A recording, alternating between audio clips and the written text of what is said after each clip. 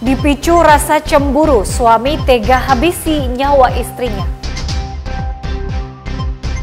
Krain terminal peti kemas roboh, operator jadi korban.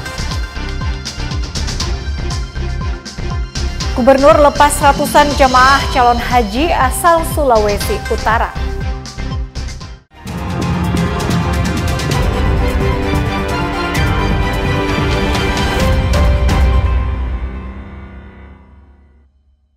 Selamat pagi saudara, apa kabar Anda hari ini? Jumpa lagi dalam program Kompas Manado Pagi, edisi Kamis 22 Mei 2025.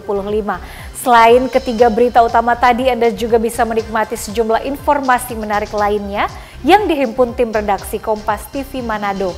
Bersama saya, Irama Toy, inilah Kompas Manado Pagi selengkapnya, hanya di Kompas TV, independen, terpercaya.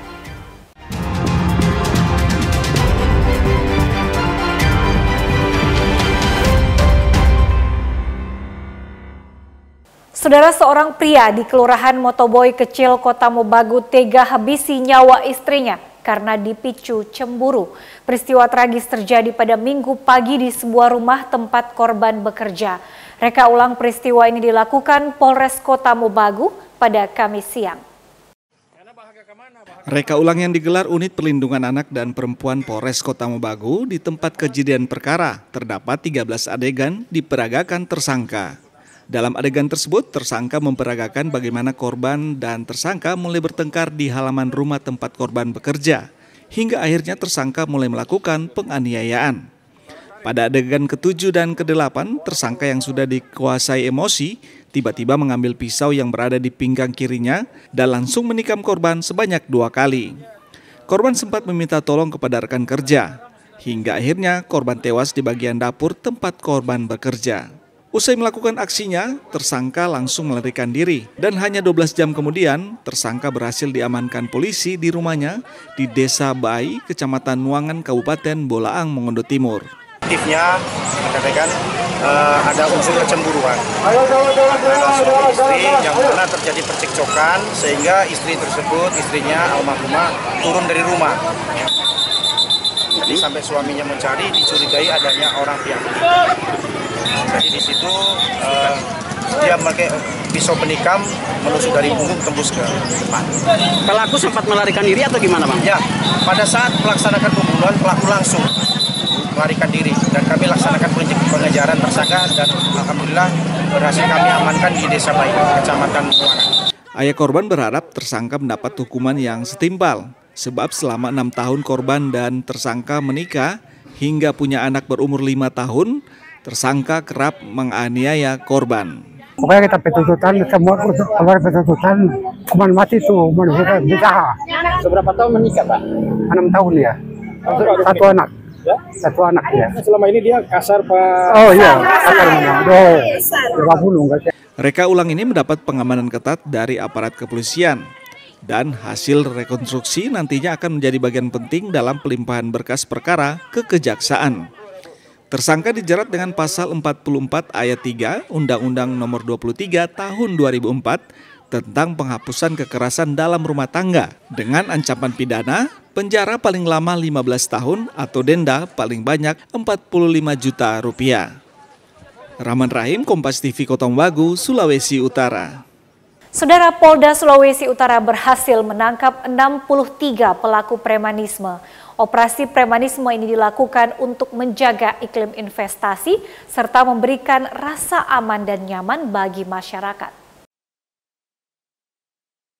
Guna menjaga keamanan dan ketertiban bagi masyarakat serta untuk menjaga iklim investasi, Polda Sulawesi Utara bersama Polres dan jajaran menggelar operasi berantas premanisme. Selang periode 1 hingga 19 Mei 2025 ini, Polda Sulawesi Utara berhasil meringkus 63 pelaku premanisme yang terjaring selama operasi berantas premanisme. Dalam operasi ini melibatkan 538 personel. Hasil operasi, petugas yang tergabung dalam Satgas Premanisme berhasil menyita puluhan barang bukti jenis senjata tajam seperti tombak dan pisau. Selain sajam, petugas juga berhasil mengamankan ribuan liter minuman keras jenis cap tikus. mengamankan pelaku yang merupakan program meningkatkan ekonomi dengan memberantas premanisme. Hasil yang dicapai hasil operasi berantas premanisme sejak tanggal 1 sampai dengan 18 Mei sebanyak 189 kasus, terdiri dari sajam 43 kasus, minuman beralkohol 85 kasus, pungutan liar 12 kasus, gangguan ketertiban umum 49 kasus. Tersangka telah dilakukan pembinaan sebanyak 134, penyidikan 63 kasus, dan jumlah tersangka sebanyak 63 kasus. Guna mempertanggungjawabkan perbuatannya, para tersangka premanisme dijerat dengan Undang-Undang Darurat Nomor 12 Tahun 1951 dengan ancaman hukuman 10 tahun penjara.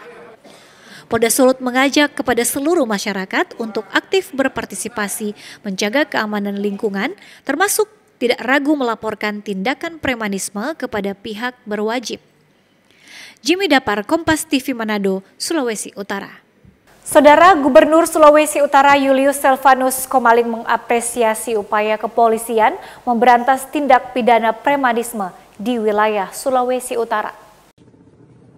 Polda Sulawesi Utara terus melakukan upaya pemberantasan tindak pidana premanisme di wilayah Sulawesi Utara. Penahanan terhadap puluhan pelaku tindak premanisme di beberapa kabupaten dan kota di Sulawesi Utara menjadi bukti nyata Satgas Premanisme yang dibentuk mulai membuahkan hasil. Terkait hal itu, Gubernur Sulawesi Utara Julius Selvanus Komaling memberikan apresiasi atas kinerja Polda Sulut yang mampu menangkap para pelaku premanisme yang selama ini meresahkan masyarakat. Saya melihat kepolisian sudah dilakukan, khususnya Polresta Manado, ya, dia melakukan, tapi kita masih dalam kondisi normal lah.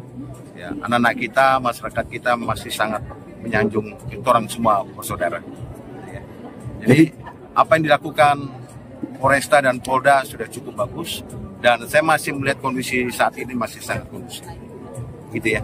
Gubernur Komaling juga berharap dan mengimbau masyarakat mendukung upaya kepolisian memerangi premanisme agar stabilitas keamanan di daerah bisa terjaga. Edward Siwi, Kompas TV Manado, Sulawesi Utara.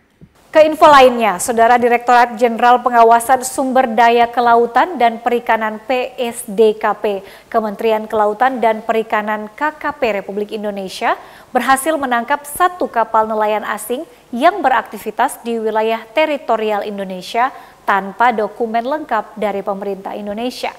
Tidak hanya itu, puluhan rumpon yang sengaja dipasang untuk mengumpulkan ikan juga diamankan.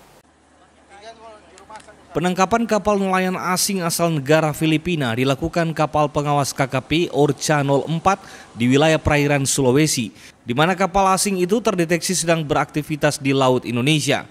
Kapal pengawas KKP Orca 04 yang dinakodai Prio Setiawan langsung menuju lokasi. Meskipun sempat melarikan diri, namun kapal berbendera Filipina dengan 2 awak kapal itu berhasil ditangkap dan dikawal hingga ke dermaga pangkalan PSDKP Bitung. Kami melaksanakan pengejaran dan alhamdulillah bisa tertangkap dengan si dramatis, dikarenakan itu perairan kita sudah masuk zona ekonomi eksklusif Filipina, jadi kita tidak bisa melaksanakan penembakan dan lain sebagainya. Kita hanya menggunakan water cannon yang sekarang sudah terpasang untuk lebih menetralisir kecepatannya dia. Dan berhasil kami bawa masuk ke perairan kita lagi. Jadi objek kita sudah deteksi masuk 1 nautical mile ke dalam perairan Indonesia.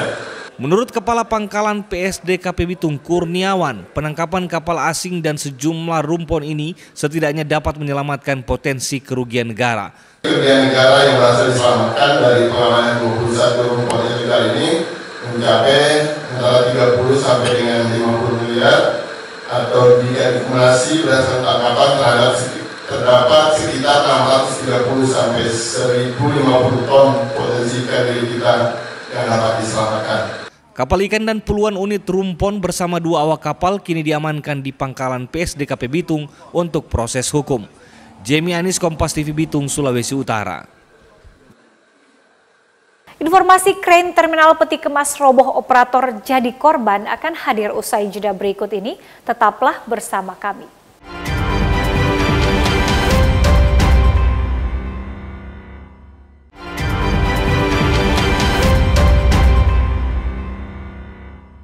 Kembali bersama kami di Kompas Manado pagi, saudara. Angin kencang melanda kota Bitung sejak Rabu pagi hingga siang hari, mengakibatkan krain terminal peti kemas di kota Bitung, Sulawesi Utara roboh.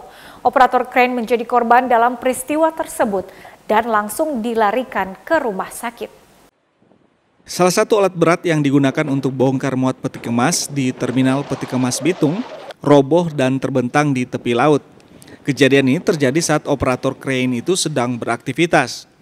Saksi mata mengatakan robohnya krain akibat angin kencang di lokasi tersebut. Bagian sini sementara skim bigiti, terus tiba-tiba itu angin kencang, ada rubuh gitu. Cuman itu yang saya tahu. Operatornya? Operatornya katanya selamat. Selamat. Tidak apa-apa ya. Ada benda-benda lain di tindih? Ya, enggak, cuman di air. Dia jatuh di air ya? Di air. PT Pelindo selaku pengelola terminal peti kemas mengakui jika adanya insiden di lokasi terminal peti kemas, di mana salah satu orang operator mengalami luka-luka dan saat ini mendapat perawatan di rumah sakit. Meski dugaan sementara penyebab robohnya krain tersebut akibat angin kencang, namun PT Pelindo akan melakukan investigasi guna memastikan penyebab lainnya. Menyampaikan bahwa kami sedang tertimpa musibah. Nah, untuk pernyataan itu akan kami keluarkan bahwa memang telah terjadi insiden di RK itu, di mana salah satu alat RK kami yang melayani di lapangan yaitu jenis rubber tap jetting crane atau RTG itu roboh. Nah, Profesor telah memastikan bahwa tidak ada korban jiwa. Sebagaimana dijelaskan tadi sama Pak Profesor PLH terminal kami, sempat kami bercakap-cakap juga dengan si operator di rumah sakit Angkatan Laut. Kondisinya masih kondisi sehat, memang ada lecet di kaki dan sementara pemeriksaan menyeluruh dari dokter. Terus pesertanya memastikan bahwa tidak ada korban jiwa dalam kecelakaan tersebut. PT Pelindo Terminal Peti Kemas saat ini tengah melakukan sterilisasi di area robohnya RTG dan mengatur kegiatan operasional agar tetap berjalan sebagaimana mestinya untuk pelayanan. Kemudian akan dilanjutkan dengan investigasi dari terminal peti kemas. Pihak PT Pelindo juga telah melakukan sterilisasi di lokasi tempat kejadian untuk keamanan aktivitas di terminal peti kemas. Jamie Anis, Kompas TV Kota Bitung, Sulawesi Utara. Beralih ke Minahasa Selatan, saudara, data Dinas Kesehatan Kabupaten Minahasa Selatan pada triwulan pertama tahun 2025 atau selang Januari hingga April terdapat 3 kasus orang meninggal dunia akibat terinfeksi gigitan anjing rabies. Pemerintah setempat terus melakukan upaya pencegahan dan pengendalian agar kasus rabies di daerah ini bisa berkurang. Ketiga kasus rabies di Minahasa Selatan tersebar di Kecamatan Amurang Barat, tepatnya di Kelurahan Kawangkoan Bawah dan Desa Kapitu, serta Desa Tumpaan. Kepala Bidang Pencegahan dan Pengendalian Penyakit P2P Dinas Kesehatan Minahasa Selatan, Tony Rawis mengatakan, tindakan cepat diperlukan ketika kasus gigitan hewan seperti anjing, kucing, dan monyet terjadi. Penanganan pertama salah satunya dengan mencuci luka pada gigitan hewan tersebut dengan menggunakan sabun dan dibilas di air yang mengalir sampai 15 menit. Dan yang terpenting lagi, segera melaporkan kejadian tersebut ke puskesmas atau vaskes terdekat untuk tindakan medis. Menurut Kabid Tony Rawis, rata-rata korban yang mengalami kematian gigitan anjing rabies karena lambatnya pihak keluarga melaporkan kasus yang terjadi pada pihak medis. Ya, untuk Kabupaten Minahasa Selatan terhitung dari bulan Januari sampai dengan bulan April terdapat 3 kasus kematian akibat penyakit rabies. Mencegah terjadinya atau potensi terjadinya penyakit rabies itu yang pertama adalah ketika adanya gigitan dari anjing terhadap masyarakat atau orang diupayakan untuk melakukan penanganan. setelah dilakukan penanganan pertama, diharapkan kepada masyarakat yang mengalami gigitan hewan penular rabies, dalam hal ini misalnya anjing, termasuk juga kucing dan juga monyet atau kera, untuk segera melaporkan ke puskesmas untuk dilakukan analisa dan evaluasi, sekiranya mungkin akan diberikan suntikan vaksin anti rabies. Untuk bagi masyarakat yang mempunyai hewan peliharaan, dalam hal ini anjing, upayakan untuk diberikan vaksin anti rabies. Diupayakan untuk dijaga, dipelihara dengan baik sehingga anjingnya tidak menjadi liar, sehingga memudahkan atau potensi untuk melakukan gigitan. Rawis menghimbau warga masyarakat yang memiliki hewan peliharaan seperti anjing, kucing, dan peliharaan lainnya agar menyuntik hewan tersebut dengan vaksin anti rabies. Warga juga diminta menjaga dan memelihara hewan peliharaan agar tidak menjadi liar dan tidak membahayakan bagi warga yang ada di sekitar. Tim Liputan Kompas TV, Minahasa Selatan. Saudara, beberapa ruas jalan rusak dan berlubang di Kota Manado dikeluhkan warga. Warga berharap agar pemerintah segera perbaiki karena membahayakan pengguna jalan. Sejumlah ruas jalan di Kota Manado dalam kondisi rusak. Kerusakan ruas jalan ini diperparah setelah air dari hujan menggenangi beberapa jalan yang berlubang. Salah satunya di ruas jalan Paniki Mapanget, di mana jalan rusak ini sudah berlangsung cukup lama. Apalagi jalan tersebut sering dilewati truk bermuatan bahan material. Lubang di jalan ini mencapai kedalaman sekitar 20 cm. Para pengguna jalan, terlebih pengendara motor, harus ekstra hati-hati saat melintas. Apalagi saat malam hari, jalan tersebut minim penerangan. Udah lama sih Kak, sering diperbaikin, cuma rusak lagi karena kan banyak truk sama mungkin mobil kontainer yang lewat, jadi rusak lagi walau sudah diperbaiki. Itu menurut kakak membahayakan nggak Kak? Bahaya sekali Kak, soalnya kalau misalnya hujan deras, airnya bisa sampai setengah ban kalau motor lewat. Kadang juga bisa bikin orang jatuh di situ Kak. Menanggapi hal tersebut, Wakil Wali Kota Manado Richard Sualang mengatakan pemerintah kota akan berkoordinasi dengan Pemprov Sulut dan Balai Jalan untuk mendata jalan-jalan rusak untuk segera diperbaiki. Karena Kota Manado ini kan adalah ibu kota provinsi, jadi pemerintah Kota Manado termasuk juga urusan infrastruktur seperti itu. Kita berkoordinasi dengan PU provinsi dan bahkan dengan Balai Jalan. Ya, nah ini kita sudah mengetahui, ya kita juga ada data mana yang jalan menjadi kewenangan pemerintah kota, mana yang menjadi kewenangan pemerintah provinsi, dan mana yang menjadi kewenangan Balai Jalan Nasional. Richard juga menambahkan untuk ruas jalan yang menjadi kewenangan pemerintah Kota Manado jika dalam kondisi rusak akan didata untuk segera diperbaiki. Jimmy Dapar, Kompas TV Manado, Sulawesi Utara. Kompas Manado akan hadir kembali dengan informasi Gubernur lepas ratusan calon jemaah haji asal Sulawesi Utara. Jangan kemana-mana, tetaplah bersama kami.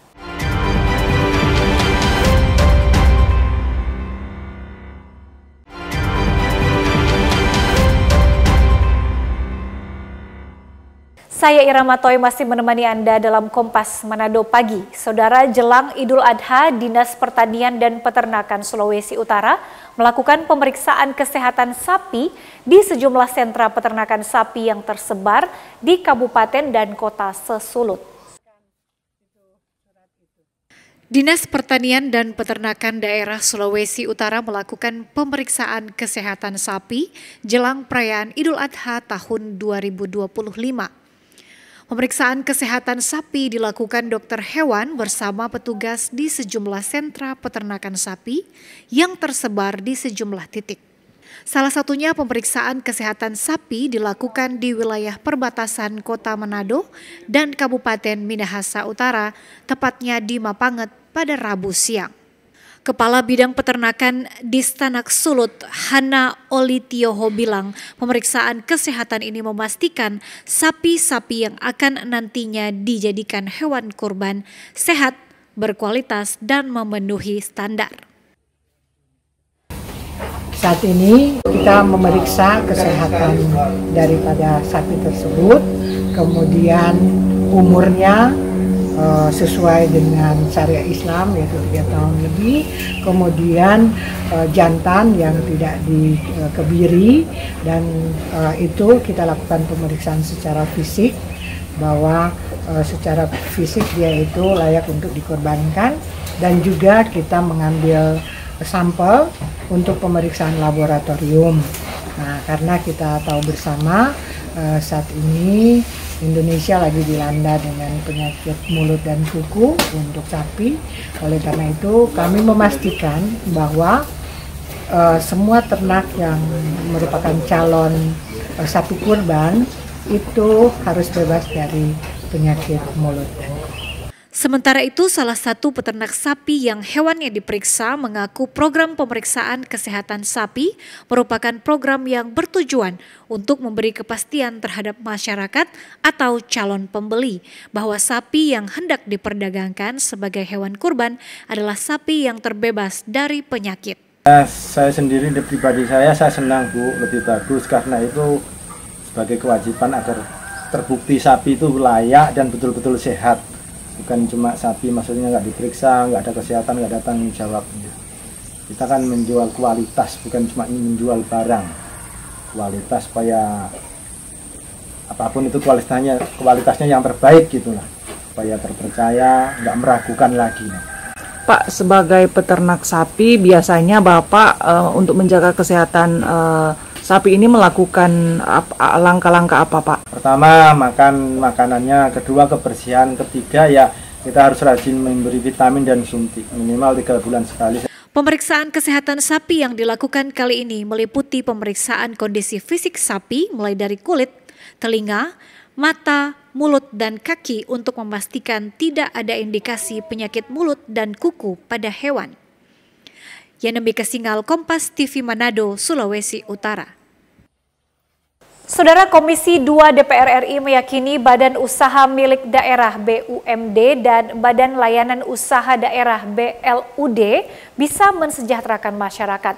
Hal ini terangkat saat Kunker Komisi 2 di Manado dan bertemu dengan kepala-kepala daerah se-Sulawesi Utara pada Rabu pagi. Saat kunjungan kerja ke Manado, Komisi 2 DPR RI menggelar pertemuan dengan gubernur dan wakil gubernur serta kepala daerah kabupaten kota di Wisma Negara Gubernur Sulut Bumi Beringin. Rombongan Komisi 2 DPR RI yang berjumlah 7 orang bersama Dirjen Keuangan Daerah Kemendagri RI berdialog dengan pemerintah Sulawesi Utara membahas penyelenggaraan BUMD dan BLUD di daerah ini. Rifki Nizami Karsayuda, Ketua Komisi 2 DPR RI bilang pelaksanaan dan penyelenggaraan BUMD dan BLUD di daerah harus membawa dampak positif bagi masyarakat, terutama bisa meningkatkan kesejahteraan dan roda ekonomi di daerah. Kami hari ini memiliki agenda spesifik untuk melihat pelaksanaan sekaligus melakukan evaluasi terhadap BUMD dan BLUD di Provinsi Sulawesi Utara. Kita berharap BUMD dan BLUD ke depan, baik milik provinsi maupun kabupaten kota di provinsi, menjadi bagian bagi stimulan ekonomi daerah, terutama peningkatan pendapatan daerah dan peningkatan pelayanan yang ada di daerah. Tentu tantangannya tidak mudah, tapi saya melihat ada semangat dan visi yang jelas dari Pak Gubernur dan Pak Wakil Gubernur untuk menyelesaikan hal ini.